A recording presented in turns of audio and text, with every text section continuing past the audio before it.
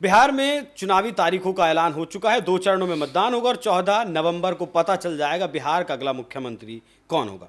दो गठबंधनों की साख इस वक्त दांव पर लगी हुई है। एक तरफ एनडीए है तो दूसरी तरफ महागठबंधन है। महागठबंधन में मुख्य तौर पर आरजेडी और कांग्रेस इस बार दमखम दिखा रहे हैं। राहुल गांधी एक 14-15 दिन की यात्रा भी कर चुके हैं। तेजस्वी यादव भी 2 यात्राएं कर चुके हैं और वादे भी दोनों पार्टियां लगातार अपने अपने हिसाब से किए जा रही हैं।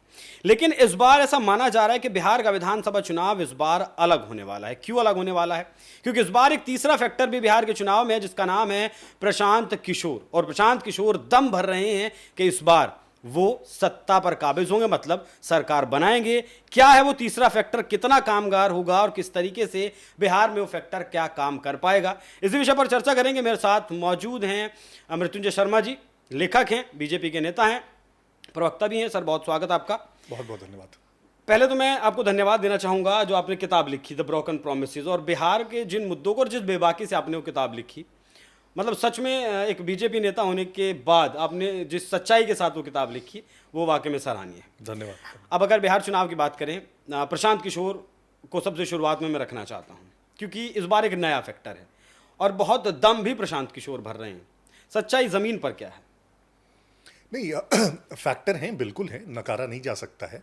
और मुझे लगता है कि कोई भी ऐसा व्यक्ति जो नया व्यक्ति अगर कोई राजनीति में आता है और विशेषकर अगर वो पढ़ा लिखा व्यक्ति हो, जागरूक व्यक्ति हो, तो मुझे लगता है इसकी स्वागत होनी चाहिए। चाहे वो किसी भी विचारधारा से है, किसी भी पार्टी में है, उसका सबको स्वागत करना चाहिए।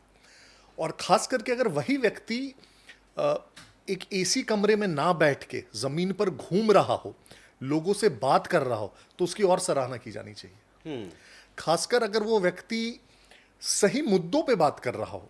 एक ऐसे बिहार में जहाँ जाति पे बात करना आसान है, वहाँ पे शिक्षा पे, स्वास्थ्य पे बात कर रहा हो, तो बहुत खुशी की बात है कि इन मुद्दों पे चर्चा हो रही है, ना कि जो यूजुअल जाति पे और समीकरणों पे बात होती है। तो ये चीज़ें जो हैं बहुत अच्छी है। और मुझे इसीलिए आप देखेंगे कि पहले भी जब से उन्होंने अपनी जो यात्रा की शुरुआत करी तो मैंने बहुत अप्रिशिएट किया और प्रेज़ किया है। अगर आप इलेक्टोरली मुझसे पूछेंगे कि चुनाव में कितना फर्क पड़ेगा, पिछले 2 महीनों में मुझे थोड़ा सा बदलाव आते दिखा है प्रशांत किशोर और उनकी पार्टी में। पहला बदलाव मुझे दिखा कि पहले वो मुद्दों पे बात करते थे। शिक्षा पे बात कर रहे हैं कि शिक्षा की हालत खराब है तो सुधारी जानी चाहिए, स्वास्थ्य पे बात कर रहे हैं, करप्शन में बात कर रहे हैं। पिछले 2 महीनों में मैंने देखा है कि वो मुद्दों से ज्यादा व्यक्तियों पे बात हो रही है। फलाना व्यक्ति, और थोड़ा सा उसमें ना वो याद आता है केजरीवाल जी का वो जो 2013 का रूप, कि आज मैं प्रेस कॉन्फ्रेंस करके इसका चिट्ठा खोलने वाला हूं, आज शीला दीक्षित का, आज इसका। वहां भी वही होना शुरू हुआ, आज मैं इसका सारा काला चिट्ठा खोलूंगा, आज मैं इसका खोलूंगा। ऐसे 3-4 लोगों पे प्रेस कॉन्फ्रेंस भी की गई। मैं उनको डिफेंड नहीं करने जा रहा हूँ, ये भी नहीं कहने जा रहा हूँ कि वो करप्ट है या नहीं, हो सकता है उन्होंने जो कहा उसमें सच्चाई भी हो। लेकिन जब आपको दिखने लगता है कि ये व्यक्ति के पीछे पड़ गए हैं और ना कि उस मुद्दे के पीछे, फिर तो आप किसी को मत छोड़िए और भी बाकी लोगों को भी निकालिए। पहला। दूसरा, ये वाला जो राजनीति का तरीका है सनसनीखेज वाला, इसको उस समय शॉर्ट टर्म में बहुत ज़्यादा अटेंशन मिलता है। आपने देखा मीडिया ने भी बहुत अटेंशन दिया, चर्चाएं बहुत होती है, लेकिन ये बहुत लॉन्ग टर्म सस्टेनेबल नहीं होता है। जैसे मैं एग्जाम्पल दे रहा हूँ, सबसे पहले उन्होंने ही सम्राट चौधरी जी, इनफैक्ट उनके शिक्षा के बारे में पूछा, तेजस्वी जी के शिक्षा के बारे में पूछा। बहुत अच्छी बात है, आपको सवाल करना चाहिए, मैं समर्थन करता हूँ इस बात का। लेकिन मैंने एक चर्चा में फिर ये ऑब्जर्व किया कि खुद प्रशांत किशोर जी की जो शिक्षा है उसके बारे में कहीं भी कोई जानकारी उपलब्ध नहीं है, कहीं भी नहीं। इंटरनेट पे नहीं है, उनके वेबसाइट पे नहीं है, उनके विकिपीडिया पेज पे नहीं है, उनके सोशल मीडिया हैंडल्स पे नहीं है। इनफैक्ट फिर मैंने देखा कि कुछ इंटरव्यूज़ में जब उनसे सवाल पूछा जा रहा है कि वो ग्रेजुएशन कहाँ से किए, पोस्ट ग्रेजुएशन कहाँ से किए, तो टाल गए कि नहीं छोड़ दीजिए, वो सब में जाने का क्या फ़ायदा है, वो सब तो बहुत पुरानी बात है। आपने कुछ खोजबीन किया उनकी शिक्षा को लेकर? मैं कह तो रहा हूँ कि सारे खोजबीन के बाद उनके जो सबसे नज़दीकी लोग हैं उनसे बात करने के बाद भी किसी को नहीं पता है कि उस व्यक्ति ने किस कॉलेज से किस साल में ग्रेजुएशन किया। वो आप देखेंगे उनके इंटरव्यूज़ कभी भी, और गौर करेंगे क्रॉस इंटरव्यूज़ कि मैंने बक्सर में बचपन की पढ़ाई की, फिर इंटर के लिए पटना साइंस कॉलेज गए, फिर यूएन ज्वाइन कर लिया। वो बीच वाला गायब कर दे रहे हैं। 1-2 इंटरव्यूज़ में उन्होंने कहा कि हर दूसरे साल पढ़ाई छोड़ दी है, इंटर के बाद 2 साल पढ़ाई छोड़ दी, ग्रेजुएशन के बाद 3 साल पढ़ाई छोड़ दी।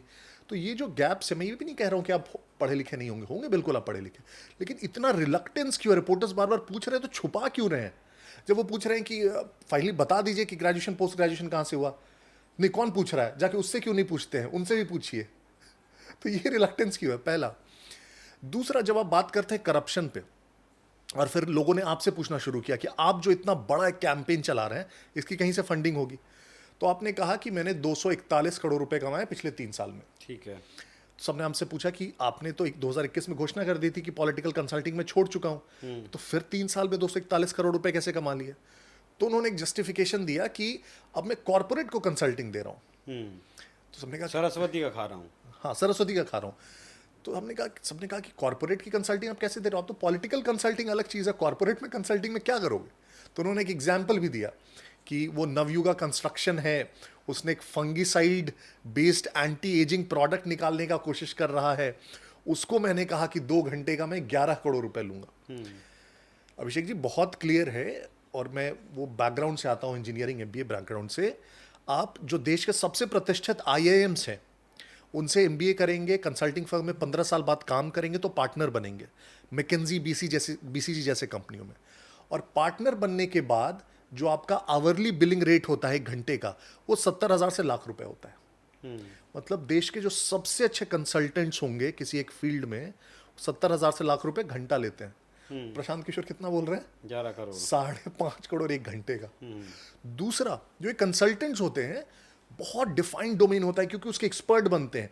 तो जैसे अगर वो फार्मा के भी कंसल्टेंट है ना किसी एक तो उसमें भी एक स्पेसिफिक हार्ट की फार्मा के कंसल्टेंट होंगे, वो फिर लंग्स वाला वो एडवाइस नहीं करेंगे क्योंकि उसका इतना स्पेसिफिक कंसल्टिंग होता है। ठीक है। और ऐसे एक व्यक्ति कह रहे हैं कि मेरे को हर चीज के लिए कॉर्पोरेट वाले पैसे दे, मतलब जो हास्यास्पद है। तो मैं कह रहा हूं, उन्होंने खुद अपने ऊपर अब ये चीजें लेके आए हैं।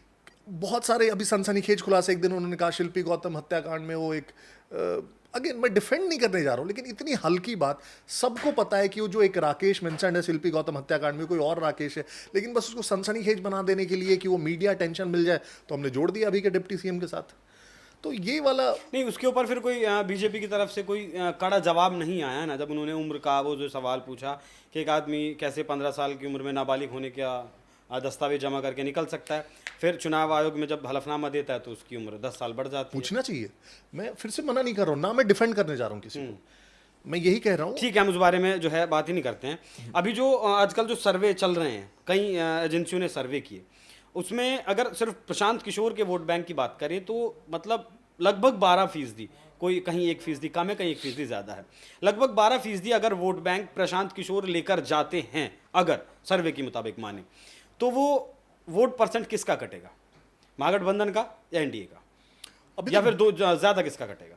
अभी तक बहुत क्लियर नहीं है, बहुत क्लियरली बोलूँ तो, क्योंकि जो उनका वोट ब्लॉक है वो बहुत डिसाइडेड नहीं है। जैसे आपको राजद का पता है कि हाँ कौन उनको वोट करने जा रहा है, कौन सी जातियां हैं, ग्रुप उनको वोट करने जा रहा है, किस क्षेत्र में वोट मिलने जा रहा है। दूसरी पार्टियों का भी ऐसे आपको पता है। जो इनकी पार्टी है, इनको कौन वोट करने जा रहा है, तो बहुत सारे लोग अलग अलग तरह के कंजेक्चर्स कर रहे हैं। कोई बोल रहा है कि युवा शायद वोट देगा, कोई बोल रहा है कि अगड़ी जातियां शायद वोट देंगी, कोई बोल रहा है कि जो शहरी आबादी है वो शायद वोट देगी। तो अभी तक वो बहुत वेल डिफाइंड नहीं है, ये देखिए। दूसरा, कई बार ना जब आप सर्वेस करते हैं तो हम बहुत आइडियलिस्टिक आंसर्स देते हैं, है ना, कि मैं वोट करूंगा, ये व्यक्ति मुझे पसंद आ रहा है, नया व्यक्ति है। लेकिन जब आप फाइनली वोट करने जा रहे होते हैं तो आप देखते हैं कि जो मैं वोट करने जा रहा हूं उससे डिसीजन चेंज होगा कि नहीं होगा। अगर आपको ये देखने में लगता है कि मेरा ये वोट जो है ये फाइनली डिसाइड नहीं कर पाएगा, एक वेस्ट की तरह चल जाएगा, वोट कटने की तरह चल जाएगा, तो आप बोलते हैं कि जो एग्जिस्टिंग 2 पार्टीज है उसमें जो बेटर ऑप्शन उसे मैं वोट दे देता हूं। राइट। तो इसीलिए अभी से वो गेस करना कि वो किसका वोट ज्यादा कटेगा वो थोड़ा सा कठिन है। वो वोटिंग ब्लॉक डिसाइड नहीं हुआ अभी तक उनका। वोटिंग ब्लॉक डिसाइड नहीं हुआ, लेकिन ज़्यादा अगर आपका जो ये वाला सवाल मैं रखूं, ज़्यादा किसका कटेगा, आपको क्या लगता है? महागठबंधन? नहीं, मुझे लगता है कि एनडीए का ज़्यादा शायद कटे, क्योंकि जो महागठबंधन के वोटिंग ब्लॉक से वो बहुत स्ट्रांग है। जो एमवाई समीकरण है राजद का, वो हमेशा हम लोग मानकर चलते हैं कि उन्हीं को वोट देंगे चाहे कुछ भी हो जाए। सर देखिए, कहा जाता है, ऐसा प्रशांत किशोर भी खुद कहते हैं, प्रधानमंत्री मोदी के साथ भी उन्होंने काम किया, नीतीश कुमार, बिहार में बाहर है नीतीश कुमार, ये नारा उन्हीं का दिया हुआ है, फिर ममता बनर्जी हुई, के स्टालिन हुआ, उन और राज्यों पे मैं नहीं जाता हूँ, उन्हें मैं प्रधानमंत्री मोदी पर जाता हूँ। जब जो व्यक्ति बिहार में बाहर है, नीतीश कुमार है का नारा देकर नीतीश कुमार की स्ट्रैटेजी बना सकता है, मुख्यमंत्री बना सकता है, वोट दिलवा सकता है, तो अपने लिए क्यों नहीं? नहीं, ये सवाल में रिसोर्सेज उनके पास हैं, रिसोर्सेज की कमी नहीं है जितना मुझे जानकारी है। नहीं, सबसे पहले ये मान लेना कि उन्होंने मुख्यमंत्री बनाया, ये बड़ा गलत है। ऐसी धारणा है। तो ये एग्जैक्टली ये धारणा भली हो सकती है, लेकिन आप देखिए, शुरू से मैं बोलूंगा 2012 में क्या गुजरात में मुख्यमंत्री इन्होंने बनाया मोदी जी को। 2 बार पहले वो चुनाव जीत चुके थे। 2014 में जैसा देश का माहौल था मोदी जी के लिए, आपको लगता है किसी और व्यक्ति ने बनाया होगा? 2015 में जब नीतीश कुमार मुख्यमंत्री बने, जो जेडीयू राजद का गठबंधन था, आप उस समय के सर्वेज उठा के देख लिए, सारे न्यूज चैनल्स क्लियरली बोल रहे थे कि जो कॉम्बिनेशन है दोनों का, आरजेडी और जेडीयू का, और बिहार में पिछले 20 वर्षों में ऐसे ही होते रहा है। जिधर भी ये तीनों में से 2 बड़ी पार्टियां जिधर रही हैं, बीजेपी, जेडीयू और आरजेडी में से, वो चुनाव जीती है। तो आरजेडी और जेडीयू जैसी साथ आ गई थी, वो चुनाव जीतना ही जीतना था। उसमें कहीं एक भी आप मुझे रिपोर्टर बता दीजिए जो बोल रहा हो कि नहीं ये लोग नहीं जीतेंगे, या एक भी सर्वे बता रहा हो कि मतलब नहीं आप कहना चाह रहे हैं कि थोड़ा बहुत सहयोग हो सकता है, लेकिन पूरा नहीं, 100% नहीं। आप उन्हीं के पुराने इंटरव्यूज देखिए, प्रशांत किशोर के। उनको जब इसी प्रकार की भाषा से पूछा जाता है कि आपने जिताया, तो उन्होंने कहा नहीं मैंने नहीं जिताया, ये गलत फहमी है। जो भी वहां पे लीडर्स ऑलरेडी हैं, जिनका बड़ा बेस है, हम लोग कैंपेन चला के कोशिश करते हैं कि उसमें 0.5% या 1% वोट ऐड किसी तरह कर पाए। हम इतना ही कर पाते हैं, उन्हीं का आप देखिए आंसर है। अब तो लालू के साथ तस्वीर का नाम आता है तो भड़क जाते हैं। अब तो आंसर करना पड़ेगा ना। देखिए, आज हम भले ही आज जैसे लालू जी के खिलाफ एकदम खुल के बोल रहे हैं कि उसमें जंगल राज था, ये किया वो किया, तेजस्वी के खिलाफ खुल के बोल रहे हैं, तो ये भी आंसर करना पड़ेगा ना कि 15 में क्यों मुख्यमंत्री नीतीश जी को बनाया और डिप्टी चीफ मिनिस्टर तेजस्वी को बनाया। ये भी बोलते हैं कि अगर हम नहीं चाहते तो तेजस्वी डिप्टी सीएम नहीं बनते। तो आइडियोलॉजिकल बेंड क्या है आपका? आइडियोलॉजी कुछ है ही नहीं क्या? आज चुनाव लड़ने जा रहे हैं तो सबको गाली दे रहे हैं। कल को उन्हीं लोगों के साथ आपने काम किया, मोदी जी के साथ काम किया, ममता बनर्जी के साथ काम किया, वाईएसआर के साथ काम किया, कांग्रेस के साथ काम किया, तो फिर आइडियोलॉजी आज कांग्रेस को गाली देते हैं कि देश की बदहाली का और बिहार की बदहाली का जिम्मेदार है कांग्रेस, ऐसा बोलते हैं आप। अभी 4 साल पहले ही 5 साल पहले आप कांग्रेस के साथ काम करने के लिए चाह रहे थे, उसके इंटरनली कांग्रेस के मेंबर बन के, नहीं हो पाया। अच्छा, आखिरी सवाल सर, प्रशांत किशोर को लेकर, क्या किंग मेकर की भूमिका में आ सकते हैं? कोई भी संभावना किसी भी सूरत में? थोड़ा डाउटफुल लगता है मुझे। देखिए, उनको जो सीट्स तो कुछ आएगी ही आएगी, लेकिन मुझे लगता है सिंगल डिजिट से ज़्यादा सीट्स नहीं आएगी। और दूसरी तरफ एनडीए का जो मुझे लगता है अभी के हिसाब से जो सीट्स, मुझे लगता है बहुत डिसाइडेड मेजॉरिटी आएगी, मतलब वो ऐसे बॉर्डर लाइन वाली मेजॉरिटी नहीं आएगी। तो ज़रूरत नहीं होगी किसी और के उसमें। 200 सीटों का दावा किया आपके गठबंधन ने? मैं सीट्स के नंबर नहीं कहना चाहूँगा, लेकिन मैं ये कह रहा हूँ कि जैसे मेजोरिटी मिलेगी। हाँ, और बहुत डिसाइसिव मिल जाएगी, जैसे 122 चाहिए होती है, तो आप देखेंगे कि बहुत क्लियर कट मेजॉरिटी होगी। ऐसा नहीं है कि 1 2 4 5 सीट से वो सिर्फ ऊपर नीचे रहेगा। परेशानी नहीं आएगी। बहुत धन्यवाद सर, प्रशांत किशोर पर। अच्छा हाँ, वो तो रही गई बात आखिर में, आप कहीं किसी डिसीजन पर पहुंच पाए कि डिग्री कहाँ से है प्रशांत किशोर की? कम से कम दर्शकों को थोड़ा सा क्लियरिटी मैं नहीं पहुंच पाया, और मैं इनफैक्ट अभी आजकल कल भी बात कर रहा था एक चैनल में, मैं तो बोल रहा हूँ आप अपनी पूरी टीम को भी लगा दीजिए अगले 2 घंटे के लिए, और आपकी अगर पूरी टीम खोज के मुझे बता दे अगले 2 घंटे में, तो मैं एक प्राइज दूंगा। ये सवाल मैंने आपसे पता क्यों पूछा? जब दर्शकों आपको बता दूं कि पिछले दिनों सर का मुझे कॉल आया कि ऐसे ऐसे मैंने रिसर्च किया और मुझे नहीं मिला। मैंने भी काफ़ी रिसर्च किया, लेकिन मुझे भी प्रशांत किशोर की डिग्री कहाँ से वो नहीं मिल पाई। इसीलिए मैंने आपसे पूछा कि अगर किसी कंक्लूजन पर आप पहुँचे हो तो बता दीजिए। बहुत धन्यवाद सर, प्रशांत किशोर के विषय पर चर्चा करने के लिए। तो बहुत सारे लोगों का दावा है कि किंग मेकर की भूमिका में प्रशांत किशोर बिहार की राजनीति में आ सकते हैं। हालांकि देखिए, इतना ज़रूर है कि तीसरा फैक्टर बनकर वो उभरे हैं, अब काम कर रहे हैं, पिछले 3 साल से यात्रा करें, तो वोट भी ज़रूर लेंगे। किसका वोट ज़्यादा लेंगे वो 14 तारीख को पता चल जाएगा, लेकिन एनडीए के पास फुल मेजॉरिटी है। और जो शुरुआत उन्होंने की थी, पलायन का मुद्दा हो, विकास का मुद्दा हो, बेरोजगारी का मुद्दा हो, उनसे वाकई में अब अगर आप उनके हाल फिलहाल के इंटरव्यूज़ देखेंगे तो कहीं ना कहीं उनसे भटकते हुए नजर आ रहे हैं। बाकी आप लोग भी ढूंढिएगा, अगर प्रशांत किशोर की डिग्री के बारे में कुछ पता चलता है तो हमें ज़रूर बताइएगा। नमस्कार।